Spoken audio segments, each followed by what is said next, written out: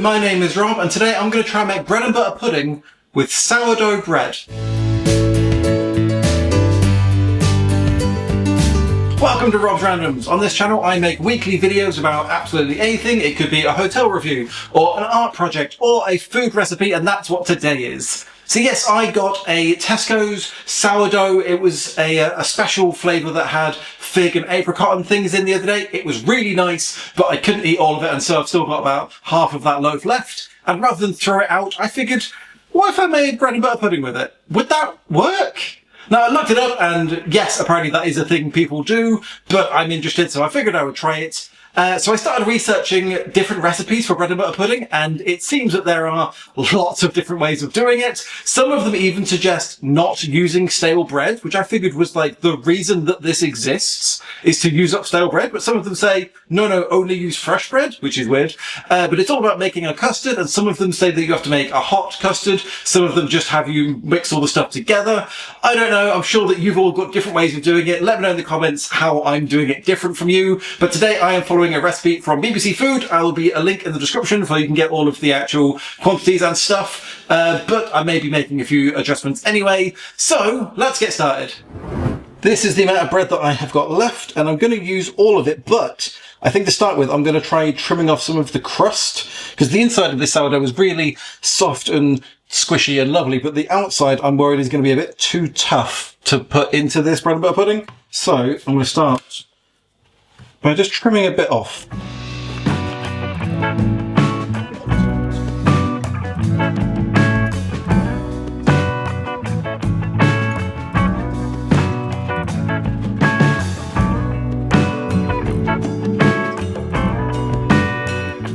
Right, next I need to butter all of this, but also I need to try and make the custard. So I'm going to start that going, then come back and start buttering the bread and getting the sultanas and sugar and all of that stuff.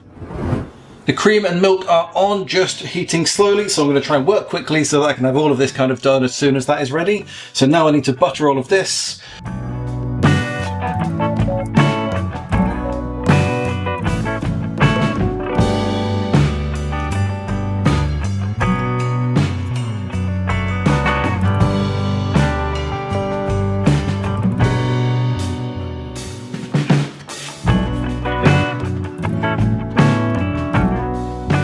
No, I didn't measure the butter, and I'm probably using way too much, but hey, this is an indulgent dessert.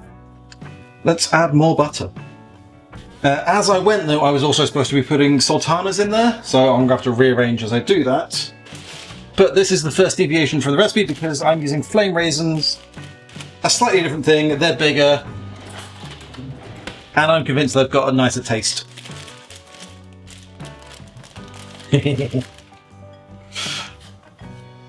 I was also supposed to sprinkle a little bit of cinnamon on as well. I kind of forgot that. Is that a little? Next up we need to crack some eggs into a bowl.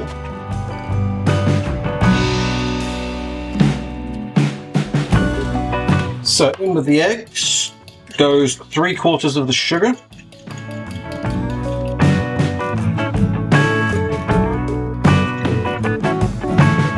And now we need to mix this in with the milk and cream when that's come to scalding point, I think it said, which I don't really know what that is. I'm sure that is actually a specific number. So scalding point apparently is 180 degrees Fahrenheit. So let's see where we're at.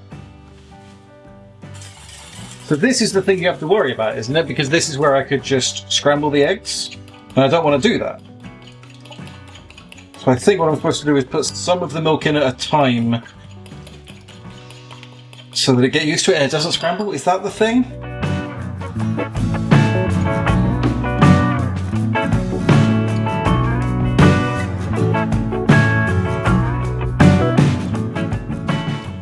Okay, I'm just now realising this bowl is not big enough to hold all of this liquid.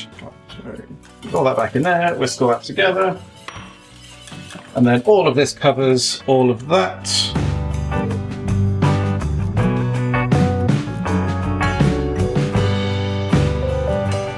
So now I just sprinkle that with the remaining sugar. A little bit more cinnamon. Or lots more cinnamon. And now we leave that for about an hour I think maybe an hour and a half, until all of the bread has absorbed all of that custard. The bread and butter pudding has now been soaking in the fridge for an hour and a half, and let's see what it looks like. Yeah, that's definitely absorbed it, hasn't it? The oven has been preheating to 160, and now this has to go in the oven for about 40 minutes, I think. Oh, actually, that's still quite hard, actually. Like, it's definitely absorbed it, but it's still quite hard. Interesting. Okay, let's cover it back up so it doesn't burn, and come back in about 40 minutes then. It's been about 35 minutes now. Let's see how that looks. I mean, it smells really good.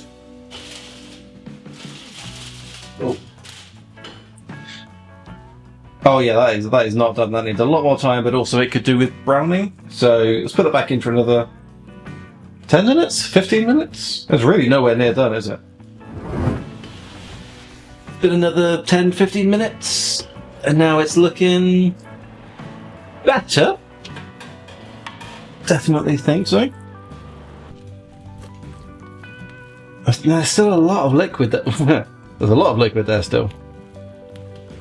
Okay, another 5 minutes maybe, and then we'll leave it to rest for a bit, and then we will try it. So, here is the finished result. Okay, let's dish up some of this bread and butter pudding.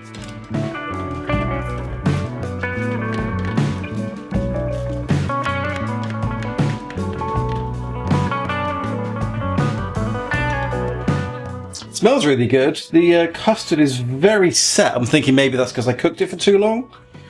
But let's see what it's like. Sorry, that's my cat whinging in the background. So let's give this bread and butter pudding a try and see if it's a win or if it's for the bin. Let's go for this bit.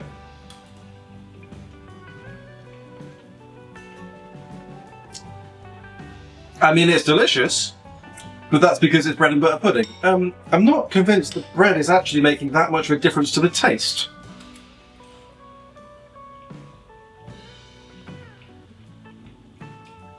Maybe it is adding a bit of that distinctive sourdough taste, but not that much, actually. It's not as distinctive as I was thinking it might be.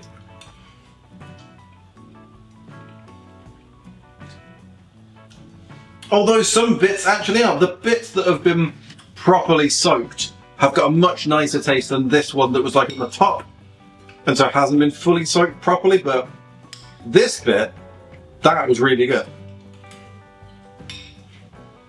But yes, the custard has definitely gone more eggy. I don't know if that's because the ratio is off or because I cooked it for too long.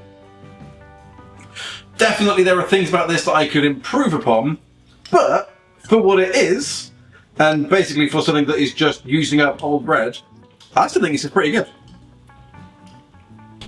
Anyway, so in the comments let me know if you've ever tried this before, if you've got any tips for how to improve this.